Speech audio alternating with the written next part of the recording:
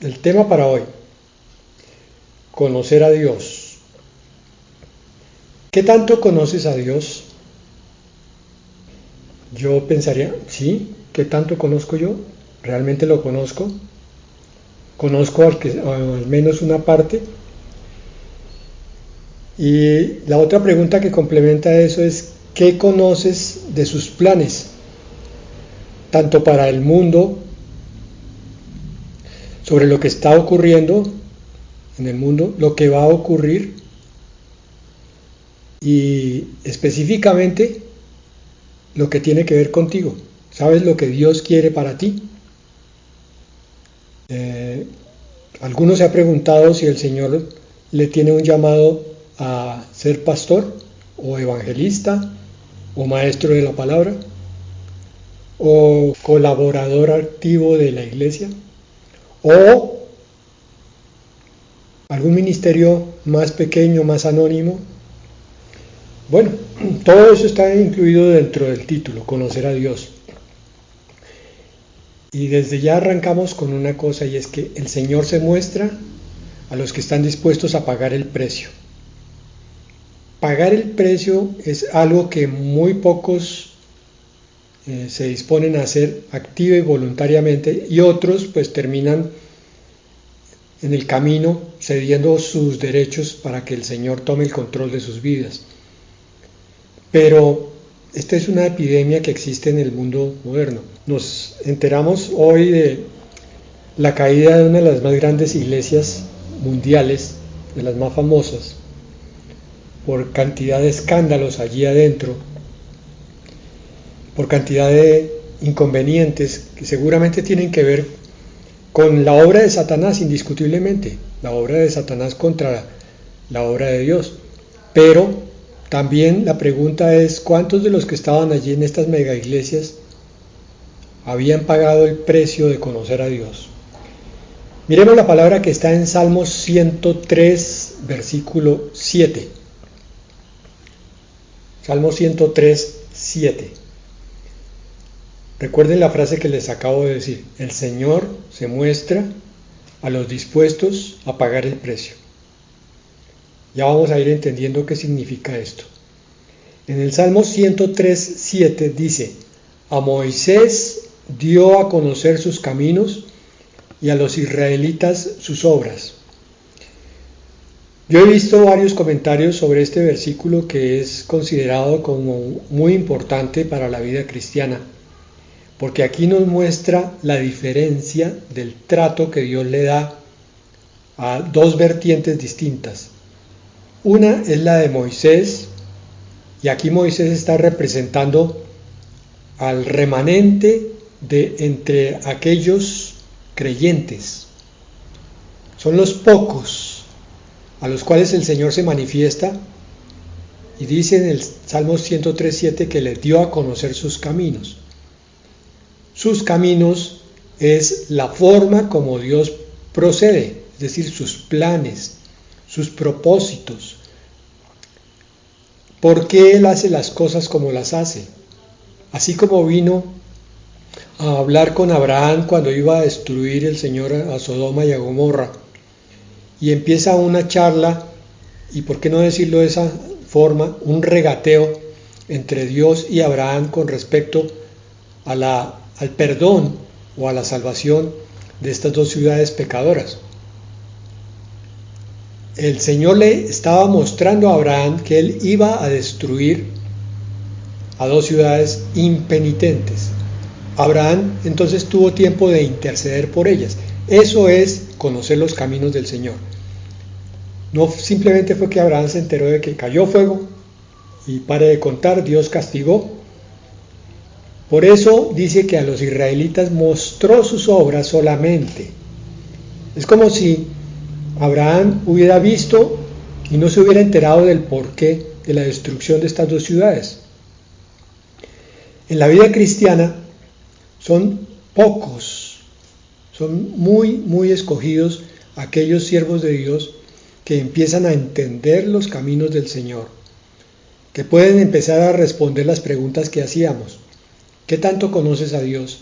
Entonces ya uno empieza a decir, sí, sé que el Señor obraría de tal manera, pues muy probablemente, si esto pasara, o si no, obraría de tal otra.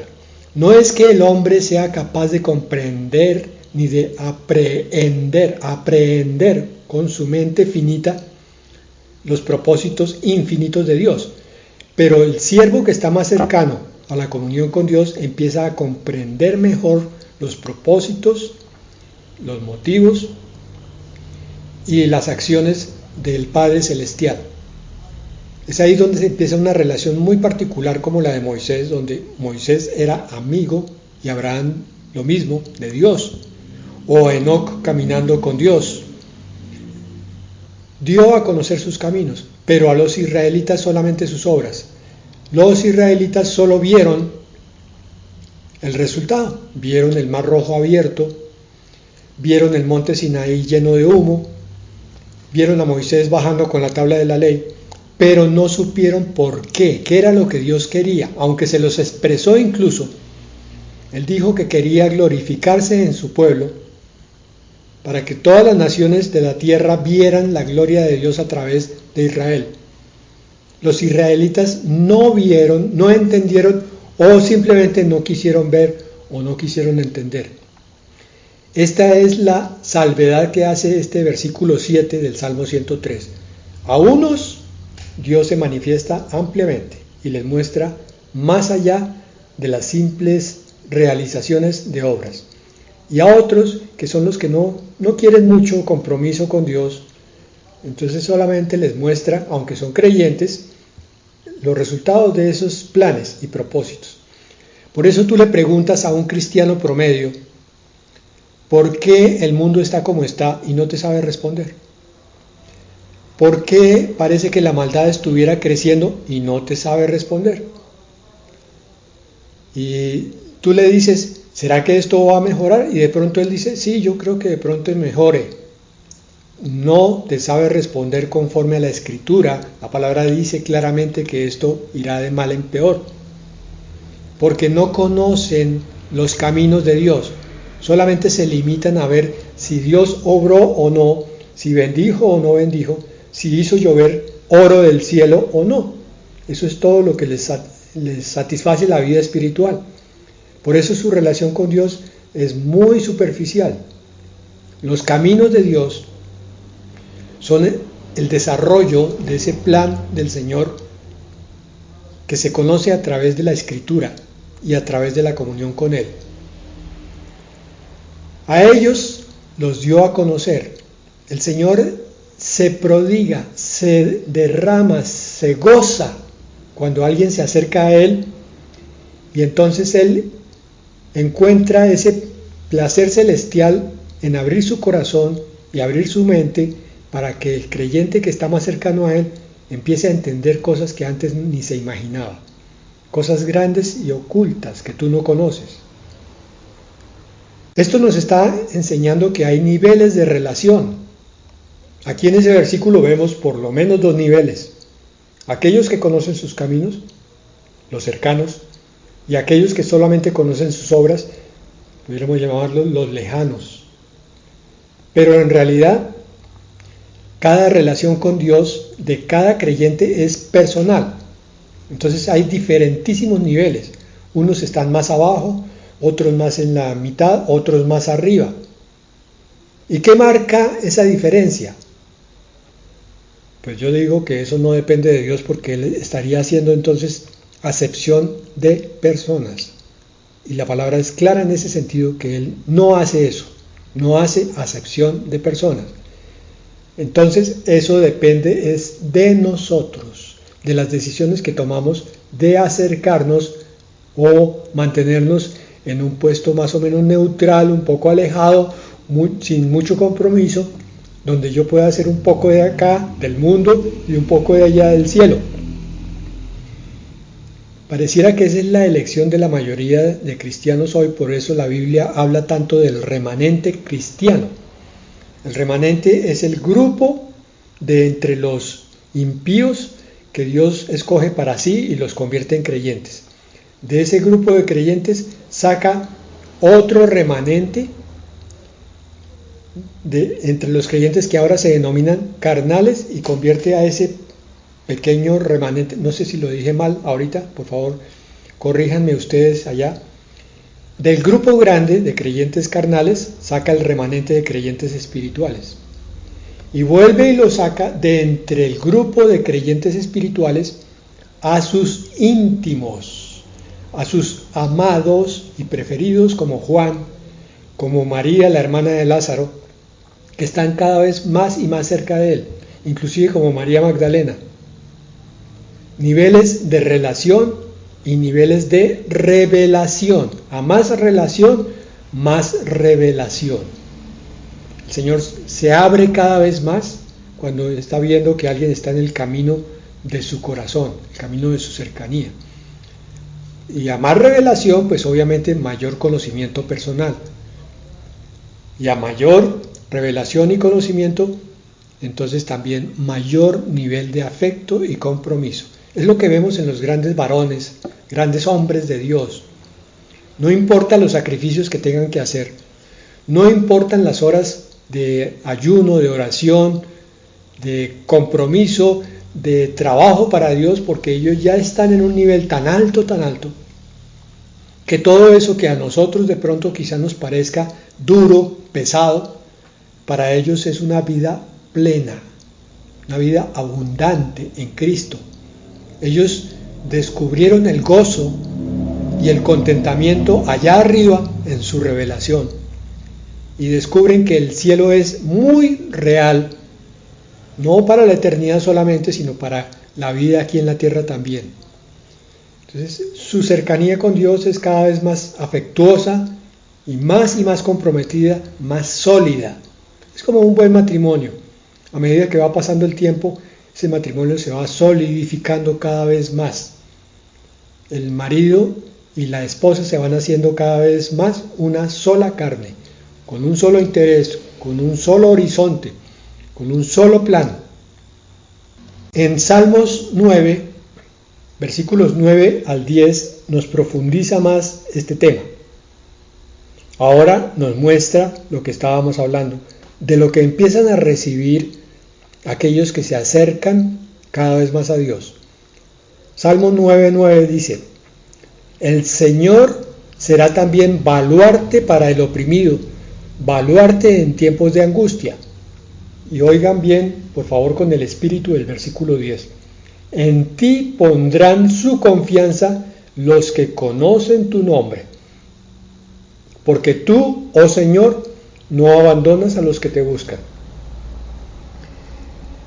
Podemos leer este versículo de corrido y no descubrir toda la riqueza que hay en él. Pero aquí resulta que hay una cantidad de tesoros profundos. Primero, los que conocen tu nombre. Conocer el nombre de Dios es conocer su esencia, conocer su carácter, conocer su personalidad. Insisto, esto no se puede lograr completamente aquí en esta vida. Tenemos toda la vida eterna para conocer el nombre de Dios, pero podemos empezar de a pocos para lograr una relación cada vez más cercana. Entonces, conocer tu nombre es conocerte a ti, es conocer lo que te gusta, conocer lo que te disgusta y conocer lo que planeas para mí, Señor. Cuando yo llego a ese punto, entonces puedo confiar, dice el versículo 10, en ti pondrán su confianza los que conocen tu nombre. De paso, ese versículo, en su parte inicial, el 10, nos está dando una explicación. ¿Por qué tantos cristianos hoy en día no logran ese nivel de confianza tan profunda, tan necesaria en la palabra de Dios? Uno le dice al creyente: hermano, confía en el Señor que Él va a hacer. Sí, pastor, pero es que, ¿será que me toca ponerme a ayunar? ¿Será que usted tiene que imponerme sus manos? ¿Será que tengo que volver a buscarlo a usted como hombre? Le dice: confía en el Señor. Pastor, pero es que usted no sabe el problema tan grande que tengo. Aquí este versículo dice otra cosa. Si tú conoces el nombre del Señor, Si conoces al Señor en aspectos básicos, y mejor todavía, más que básicos, altos, entonces tu confianza va a surgir espontáneamente. Porque la falta de fe, la falta de fidelidad, la falta de confianza y de certeza en las cosas de Dios vienen por no conocer el nombre del Señor. También quiere decir que entre tú más conozcas la palabra del Señor, más vas a tener fe. Entonces estos cristianos que desconfían están descubriendo su secreto. Resulta que no están leyendo suficientemente bien, a fondo, estudiando, meditando la palabra del Señor. De pronto están asistiendo a muchas prédicas, pero es que yo tengo dos opciones también con la prédica. Yo puedo convertirla por mi decisión en una simple charla, en una simple conferencia, como dicen tantos recién convertidos o incrédulos que llegan a la iglesia. Ah, sí, me gustó su conferencia. No, hermano, no era una conferencia. Porque tú lo puedes convertir en una revelación de Dios para tu vida. Aunque te esté hablando un hombre, ese hombre va a ser usado por Dios para que Él te hable al corazón y te muestre cosas grandes y ocultas que tú no conoces. Eso lo haces tú de acuerdo a la expectativa con la que llegues. Si tú llegas a cumplimiento rutinario, no vas a recibir revelación, porque vas a andar con el 50% del pensamiento concentrado y el otro 50% desconcentrado. Es como si tuvieras dos antenas parabólicas, una enfocada hacia una parte y la otra hacia otra. Estás recibiendo dos señales al tiempo y eso no va a entrar en profundidad. Pero si tú crees que cada reunión de tu iglesia, que cada prédica de cualquier pastor de sana doctrina es una revelación de tu Dios, entonces vas a tener eso que estamos diciendo, revelación y por consiguiente entendimiento y por consiguiente más comunión con tu Señor. Repito, Salmo 9:10. En ti pondrán su confianza los que conocen tu nombre, porque tú, oh Señor, no abandonas a los que te buscan. Entonces ocurre que a más comunión, más confianza y más revelación de la acción de Dios, Él se ve que no nos abandona y se convierte en fuerte, baluarte en tiempos de angustia. Qué hermosa que es la palabra. Está revelándonos los caminos de Dios. Aquí no es solamente las obras.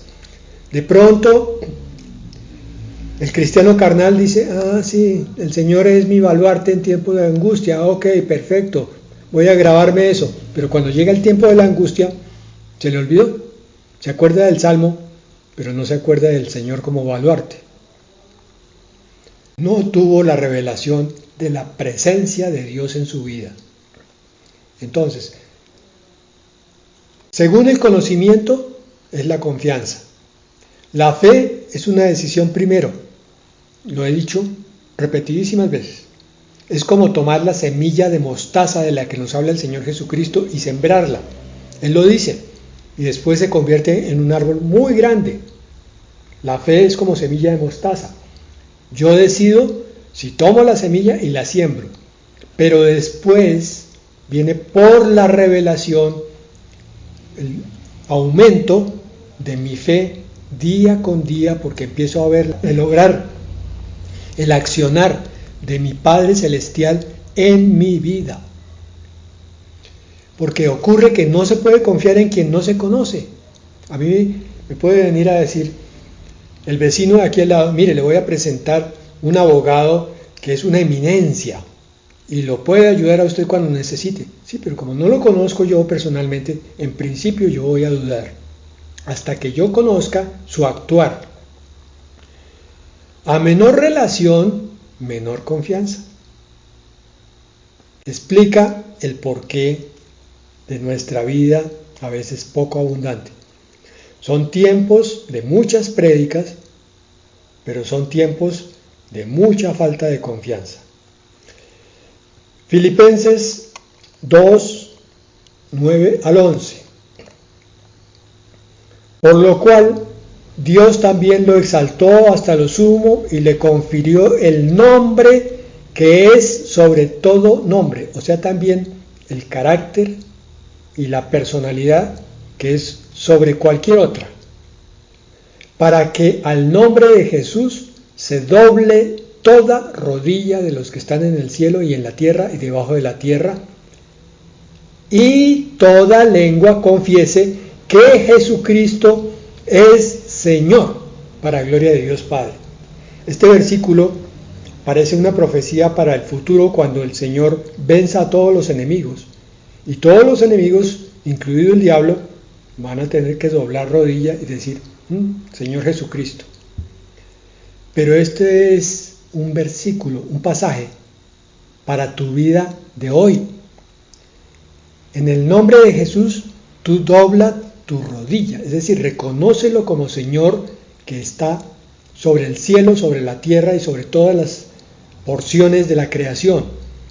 Y con tu lengua confieses que Jesucristo es tu Señor, o sea, tu amo, el que manda sobre tu vida. Mientras solo pienses que Jesucristo es un gran hombre, un gran profeta, bueno, también el Hijo de Dios, pero no que es tu Señor, tú no le vas a rendir tu vida a Él, y por tanto tu vida será pobre, flaca, triste, aún como cristiano.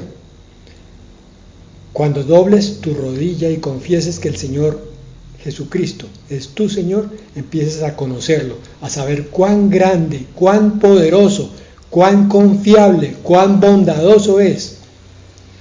Y empezarás también a entender lo que le gusta a Él y lo que no le gusta. Y tú empezarás a hacer lo que le gusta y a evitar todo lo que le disgusta. Conocerlo es también actuar según ese conocimiento. Juan 17:3, nos quedan dos pasajes.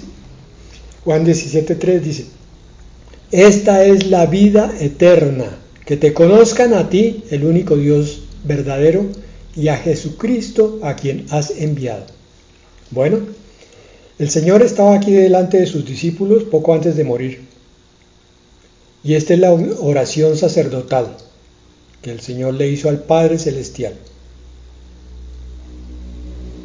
Y está revelando que la vida eterna va a ser conocimiento continuo del Padre, que por ser eterno no acabará ese conocimiento, y de Jesucristo, que por ser Dios cae dentro de la misma categoría. Entonces la vida eterna va a ser conocerlo a Él, al Padre y al Hijo. Pero resulta que la vida eterna del creyente ya empezó. ¿Cuándo empezó? El día que tú aceptaste al Señor Jesucristo como Salvador. Tú ya eres eterno, con un principio pero sin final. Entonces la vida eterna ya empezó. Y quiere decir que la vida eterna se tiene que cumplir en ti también. Tú tienes que conocer al Padre Celestial y a Jesucristo, a quien Él envió.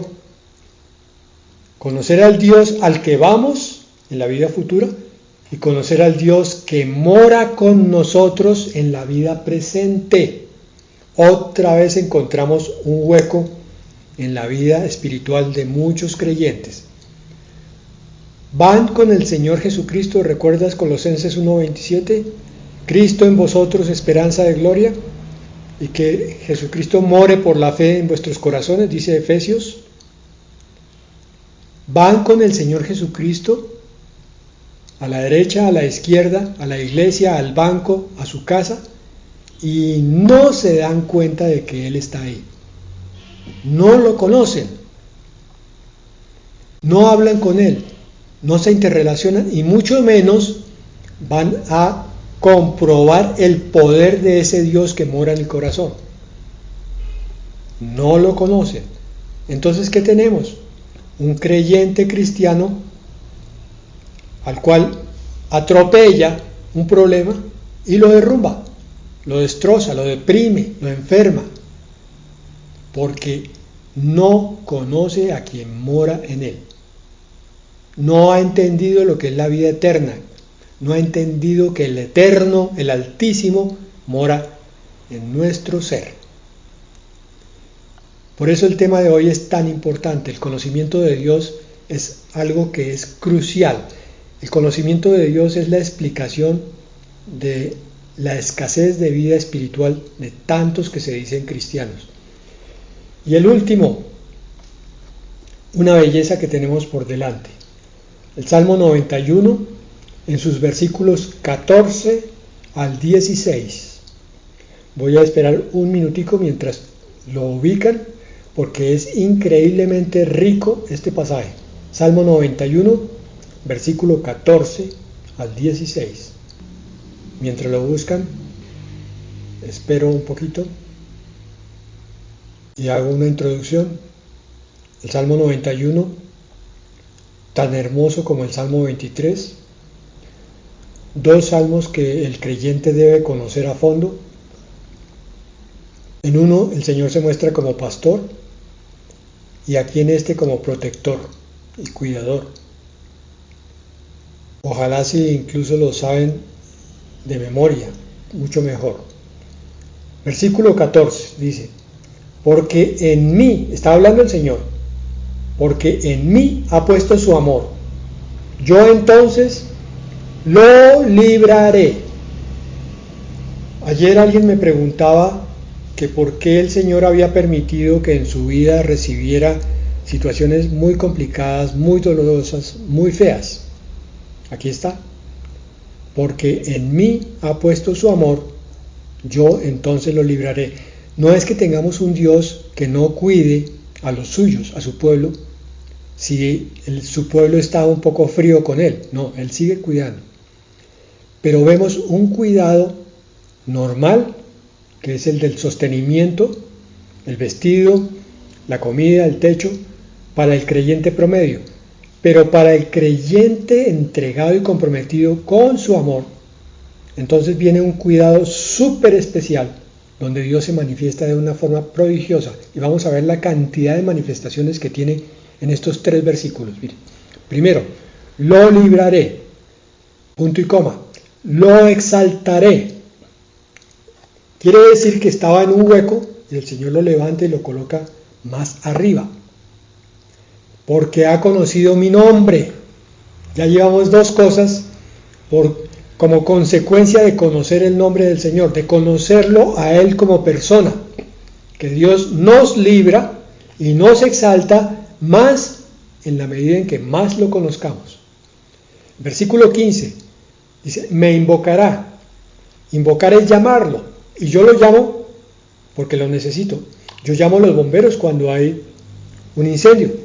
Llamo al médico cuando hay una enfermedad. Llamo al abogado cuando hay un lío jurídico. Llamo a Dios cuando tengo una necesidad profunda, espiritual y material. Y dice, me invocará y le responderé. Van 3 cosas. Lo libraré, lo exaltaré, le responderé.